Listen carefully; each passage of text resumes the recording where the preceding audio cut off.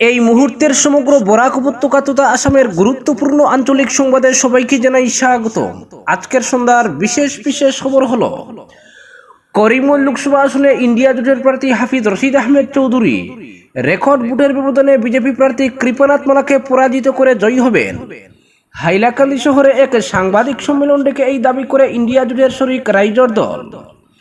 রাইজর দলের হাইলাকান্দি জেলা সভাপতি কমরুল ইসলাম লবুইয়া বলেন, ভোটের দিন কংগ্রেস প্রার্থী হাফিজ রশিদ আহমেদ চৌধুরীকে ভোটাররা উজাড় করে ভোট দিয়েছেন। এছাড়া হাইলাকান্দি জেলা পুলিশ ও প্রশাসন নির্বাচনে নিরপেক্ষ ভূমিকা পালন করে। ভোটারদের পাশাপাশি হাইলাকান্দি জেলা পুলিশ ও প্রশাসনকে ধন্যবাদ জানিয়েছেন রাইজর দল এবং কৃষক মুক্তি সংগ্রাম সমিতির হাইলাকান্দি জেলা সম্পাদক ফরিদ উদ্দিন লস্কর, রাইজর দলের হাইলাকান্দি জেলা সহ সভাপতি ডালিম উদ্দিন বড়বুইয়া, কমরুল ইসলাম বড়বুইয়া, সম্পাদক সাদ উদ্দিন চৌধুরী, হাইলাকান্দি কেন্দ্র কমিটির সভাপতি জার্জিস আহমেদ লস্কর, জাতীয় যুব বাহিনীর জেলা সম্পাদক বুরহান উদ্দিন বড়বুইয়া, অন্যান্যদের পাশে রেখে রাইজর দলের হাইলাকান্দি জেলা সভাপতি কমরুল ইসলাম বড়বুইয়া নির্বাচনে রাইজর দলের আহ্বানে অভূতপূর্ব সাড়া দেওয়ায় ভোটারদের প্রতি কৃতজ্ঞতা প্রকাশ করেন। অপরদিকে প্রথম, দ্বিতীয় এবং তৃতীয় দফার নির্বাচনের ফলাফল নিয়ে এবার ভবিষ্যৎবাণী করলেন মুখ্যমন্ত্রী হিমন্ত বিশ্ব শর্মা। পলাশবাড়িতে দাঁড়িয়ে মুখ্যমন্ত্রী বলেন, প্রথম দফার 5টি আসনেই জয় নিশ্চিত হয়েছে বিজেপির। দ্বিতীয় দফায় 5টির মধ্যে 4টিতে জয় নিশ্চিত হলেও একটিতে হাড্ডাহাড্ডি লড়াই হবে। মুখ্যমন্ত্রী বলছেন, দ্বিতীয় দফার 5ম আসনে কোন দলের প্রার্থী জিতবেন বা কে হারবেন তা এখনই বলা কঠিন। তৃতীয় দফায়ও 4টি আসনের মধ্যে 3টি বিজেপির জোটের ঝুলিতেই আসবে। সব মিলিয়ে এখনো পর্যন্ত 12টি আসনের জয় নিশ্চিত হয়েছে।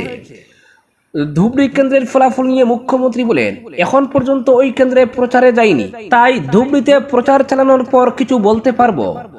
10টি প্রচার সভায় অংশগ্রহণ করব, সেখানে মুখ্যমন্ত্রী হিসাবে ধুবড়ীতে প্রচার চালাতেই হবে আমাকে। প্রশ্ন উঠে সংখ্যালঘুরা কি এবার বিজেপিকে ভোট দেবেন? বেশ আত্মবিশ্বাসের সঙ্গে মুখ্যমন্ত্রী বলেন, সংখ্যালঘুরা 100% বিজেপিকে ভোট দেবেন সেই আশা করি না, কিন্তু দুদফার নির্বাচনে তাদের 50% ভোট পেয়েছে বিজেপি। কারণ সংখ্যালঘুদের স্বার্থে কাজ করছে সরকার। 3 তালাক, বাল্যবিবাহ বন্ধ হয়েছে, বহু বিবাহ বন্ধ হতে চলেছে। এতদিন না পারলেও এখন সংখ্যালঘুরা বুঝতে পেরেছেন মুখ্যমন্ত্রী তাদের স্বার্থেই কাজ করছেন, ফলে ভবিষ্যতে সংখ্যালঘুদের আরো বেশি ভোট পাবে বিজেপি। বিভিন্ন জনসভায় তাদের উপস্থিতি সব প্রমাণ করে দিয়েছে। মুখ্যমন্ত্রী বলেন, এবারের নির্বাচনে প্রত্যাশা অনুযায়ী সংখ্যালঘুদের ভোট ততটা নাও পেতে পারে, কিন্তু ভবিষ্যতে তাদের প্রচুর ভোট বিজেপির ঝুলিতে পড়বে। আমাদের কথা শুনতে বিভিন্ন জনসভায় সংখ্যালঘুরা যেভাবে ভিড় জমিয়েছেন সেটাই বড় কথা। সবাই কংগ্রেসের সমালোচনার পরিবর্তে শিক্ষা ক্ষেত্রে মেয়েদের এগিয়ে নিয়ে যাওয়া, গাছের চারা রোপণের কথাই বলেছি, এতে সংখ্যালঘুরা উপকৃত হবেন। অপরদিকে করিমগঞ্জে এখন সবাই ব্যস্ত হিসাব নিয়ে। নেতা মন্ত্রী থেকে শুরু করে আমজনতা সবাই কষছেন হিসাব। বেরিয়ে আসছে ভোটের নতুন নতুন পারমুটেশন ও কম্বিনেশন। শুক্রবার অনুষ্ঠিত ভোট পূর্বে করিমগঞ্জ লোকসভা আসনে কত সংখ্যালঘু মুসলিমের ভোট পেতে সক্ষম হয়েছে বিজেপি, এ নিয়ে রীতিমতো দুশ্চিন্তায় কংগ্রেস। করিমগঞ্জ আসনে এবার কংগ্রেস দল সংখ্যালঘু ভোটে আধিপত্য দেখালেও বিজেপিও সংখ্যালঘু ভোটে ভালো একটি থাবা বসিয়েছে। ভোট পরবর্তী সময়ে বিভিন্ন সূত্রে এমন তথ্য উঠে আসায় চিন্তিত কংগ্রেস। ভোট চিত্র থেকে বদরুদ্দিন আজমলের দল ইউডিএফকে অপ্রাসঙ্গিক করতে সক্ষম হলেও কংগ্রেস মাইমার মুসলিম সম্প্রদায়ের অধিকাংশ ভোট ধরে রাখতে সক্ষম হয়নি বলে জানা গেছে, যার ফলে আলগাপুর কাটলিটোড়া বিধানসভা কেন্দ্র থেকে ব্যাপক মুসলমান ভোট লাভ করার পরও জেরে কাটতে পারছেন না কংগ্রেস প্রার্থী। করিমগঞ্জ লোকসভা কেন্দ্রের মোট ভোটারের সংখ্যা 14.14 লক্ষ। এর মধ্যে 7.92 লক্ষ মুসলিম ভোটার। করিমগঞ্জের হিন্দু ভোটারের সংখ্যা প্রায় 6.16 লক্ষ। সংখ্যালঘু ভোট লাভ করতে আজমলের দল ব্যর্থ হওয়ার পর প্রায় 2 লক্ষ মুসলিম ভোট বেশি থাকা করিমগঞ্জে কেন চাপে রয়েছে কংগ্রেস? ডিলিমিটেশনের পর হাইলাকান্দি জেলার 2টি বিধানসভা কেন্দ্রে হিন্দু ভোটারের তুলনায় প্রায় 95,000 সংখ্যালঘু ভোটার অধিক রয়েছে। জেলায় ভোটদান হয়েছে প্রায় 82%। তাই কংগ্রেস দলের হাইলাকান্দি জেলা থেকে 65 থেকে 70,000 ভোটের লিড পাওয়ার সম্ভাবনা রয়েছে।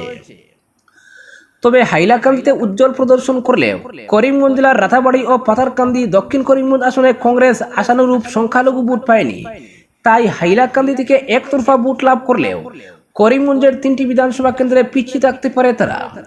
করিমগঞ্জের মাইমাল সম্প্রদায় থেকে শুরু করে টেট শিক্ষক, পুলিশে নতুনভাবে চাকরি লাভ করা বহু সংখ্যালঘু লোক ও তাদের পরিবার এবার বিজেপিকে ভোটদান করেছে বলে দাবি একটি মহলের। বিজেপি বিধায়ক কৃষ্ণেন্দু পাল বলেন, কমেও 90,000 ভোটে করিমগঞ্জ থেকে এগিয়ে থাকবেন বিজেপি প্রার্থী। মুসলিমরা কথা রেখেছেন, রেকর্ড সংখ্যক ভোট দিয়েছেন বিজেপিতে, তাই করিমগঞ্জে মুসলিম ভোট বেশি থাকা সত্ত্বেও এগিয়ে থাকবে বিজেপি। বিজেপি করিমগঞ্জ আসনে জয়লাভের জন্য দুটি স্ট্র্যাটেজি হাতে নিয়েছিল। ইউডিএফ ত্রিকোণীয় যুদ্ধ থেকে বেরিয়ে যাওয়ায় বিজেপি সংখ্যালঘু ভোটের দিকে বেশি ঝুঁকেছে। বিজেপির এই ইনভেস্টমেন্ট যদি সত্যিকার অর্থে কাজে আসে তাহলে খুব হাড্ডাহাড্ডি লড়াই হবে এবার করিমগঞ্জে। রীতিমতো ভোট গণনার শেষ রাউন্ড পর্যন্ত কংগ্রেসের হাফিজ রশিদ না বিজেপির কৃপানাথ মালা কে শেষ হাসি হাসেন তা বোঝা মুশকিল হয়ে দাঁড়াবে। এই হাড্ডাহাড্ডি লড়াই দেখতে অপেক্ষা করতে হবে 4 জুন পর্যন্ত। আর ভোট গণনার পূর্বে প্রতিদিন বাড়বে ভোটার থেকে শুরু করে রাজনৈতিক নেতাদের মধ্যে ক্যালকুলেটরের ব্যবহার। পরবর্তী খবরটি হলো, লাতু এফএন রোডের ফকিরবাজার থেকে একে আজাদ হাই স্কুল যাওয়ার মধ্যবর্তী এলাকার একাংশ লঙ্গাই নদীতে ধসে পড়ছে। নির্বাচনের আগ মুহূর্তে সড়কের সংস্কার আশা করছিলেন এলাকার জনগণ, কিন্তু বিভাগীয় কর্তৃপক্ষ সহ নির্বাচিত বিধায়করা নির্বাচনী প্রচারে থাকার সুবাদে জনগণের দুর্ভোগের বিষয়টিকে কোনো গুরুত্ব দেননি তারা। এতে নদীগর্ভে পতিত হচ্ছে সড়ক, যান চলাচল প্রায় বন্ধ, এমনকি ছেলেমেয়েদের স্কুলে পাঠিয়ে আতঙ্কের মধ্যে থাকেন অভিভাবকরা, কেননা যে কোনো মুহূর্তে অঘটন ঘটতে পারে এখানে। শুক্রবার লাতু এফএন সড়কের এই অংশটি অত্যন্ত ঝুঁকি নিয়ে পাড়ি দিয়েছেন বুথ কর্মীরা। কোনো অঘটন ঘটলেই বুথের বাক্স নদীগর্ভে পতিত হতো। নির্বাচনের জন্য জরুরিকালীন তহবিল দিয়ে সব কাজ করার সরকারি নিয়ম থাকলেও করিমগঞ্জ প্রশাসন এতে কোনো গুরুত্ব দেয়নি বলে জনমনে খুব পরিলক্ষিত হয়েছে। সড়কের বৃহৎ ফাটলের জন্য যানবাহন পথচারী সহ বিশেষ করে এলাকার প্রায় 5,000 ছাত্রছাত্রীর মধ্যে আতঙ্ক বিরাজ করছে। ছাত্রছাত্রীদের স্কুলে পৌঁছে দিয়ে শান্তিতে থাকতে পারেন না অভিভাবকরা। কচিকাচারা বাড়ি না আসা পর্যন্ত প্রবল উৎকণ্ঠায় থাকেন মা বাবারা। বৃষ্টি শুরু হওয়ার পর এলাকাটি আরো বিপজ্জনক হয়ে উঠেছে, কিন্তু বেহাল অংশটি মেরামত বা সড়কটিকে ভাঙ্গনের গ্রাস থেকে রক্ষা করতে পূর্ত বিভাগের ঊর্ধ্বতন কর্তৃপক্ষ কুম্ভ নিদ্রায়। মুষলধারে বৃষ্টির জন্য মাস কয়েক আগে ওই এলাকার বেহাল দৃশ্য সামাজিক মাধ্যম সহ বিভিন্ন সংবাদ মাধ্যমের শিরোনাম দখল করায় লাল কাপড় টাঙিয়ে দায়িত্ব শেষ করে নিয়েছিল করিমগঞ্জের পূর্ত বিভাগ। বর্তমান অবস্থায় লাল কাপড় উদাও, রাতের অন্ধকারে আবার লাল মাটির অবৈধ গাড়ি চলাচলে ফের অংশটি তলিয়ে যাচ্ছে। এ ব্যাপারে তৎপরতা নেই বন বিভাগের। ওই বেহাল অংশটি যে কোনো মুহূর্তে বড় ধরনের অঘটন ঘটার সম্ভাবনা 100% নিশ্চিত। আর এক্ষেত্রে যদি কোনো অঘটন ঘটে তবে এজন্য করিমগঞ্জ পূর্ত বিভাগ সম্পূর্ণ দায়ী থাকবে বলে হুঁশিয়ারি দিয়েছেন স্থানীয় ভুক্তভোগী জনগণ। বেহাল অংশটি মেরামতের দাবিতে নেই কোনো আন্দোলনমুখী আওয়াজ। বিধায়ক কমলাক্ষ দেব পুরকায়স্থ এবং সিদ্দিক আহমেদ স্থানটি পরিদর্শন করে সমাধানের আশ্বাস দিলেও আজ অবধি কোনো তৎপরতা পরিলক্ষিত হচ্ছে না। এ নিয়ে এলাকায় জোর চর্চা চলছে।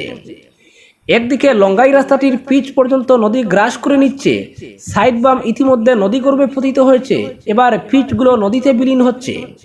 পিচের শেষ সীমার নাগাল পাওয়ার পথে বিধ্বংসী ভাঙ্গন। সড়কের ওই অংশটি নিয়ে চিন্তিত প্রতিটি মহল। যে কোনো মুহূর্তে পার্শ্ববর্তী অংশের রাস্তায় ফাটল, নদীতে পড়ে অঘটন ঘটার সম্ভাবনা প্রবল হয়ে উঠেছে। অর্ধেক শেষ অবশিষ্ট অংশ যে কোনো মুহূর্তে রাস্তাটি নদীগর্ভে চলে যেতে পারে। পূর্ত বিভাগ দুটি ফ্ল্যাগ লাগিয়ে নিজেদের দায়িত্ব সেরে নিয়েছে মাস কয়েক আগে। জরুরিকালীন অবস্থায় এই কাজ করার মতো কোনো প্রয়াস পরিলক্ষিত হচ্ছে না। সড়কের বেহাল অংশটির দ্রুত সংস্কার করতে জেলা প্রশাসনের দৃষ্টি আকর্ষণ করেছেন জনগণ। অপরদিকে কালবৈশাখীর তাণ্ডবে বিধ্বস্ত বান্দরকুনাজবির ইসলাম বস্তি গ্রামের বহু পরিবার। কালবৈশাখীর বৃষ্টিপাত ও ঘূর্ণিঝড় কার্যত তছনছ করে দিয়েছে দক্ষিণ করিমগঞ্জের বান্দরকুনাজবির বিভিন্ন গ্রাম। ঝড়ের তাণ্ডবে ব্যাপক ক্ষয়ক্ষতি হয়েছে এলাকার।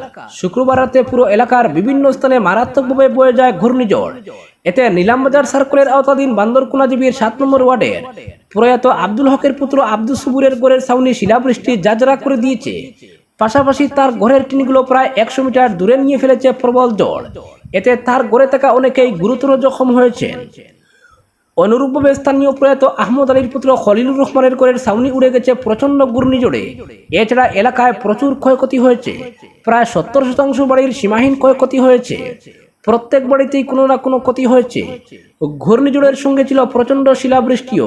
এলাকার কয়েকশো মানুষের ঘরের ছাউনি শিলাবৃষ্টি জাজরা করে দিয়েছে। এ নিয়ে স্থানীয় সচেতন মহল ও ভুক্তভোগীরা জানান, গ্রামের প্রায় প্রতিটি বাড়িতেই ক্ষয়ক্ষতি হয়েছে। চালের টিন, বাড়ির আসবাবপত্র ইত্যাদি বিনষ্ট করে দিয়েছে ঘূর্ণিঝড় ও শিলাবৃষ্টি।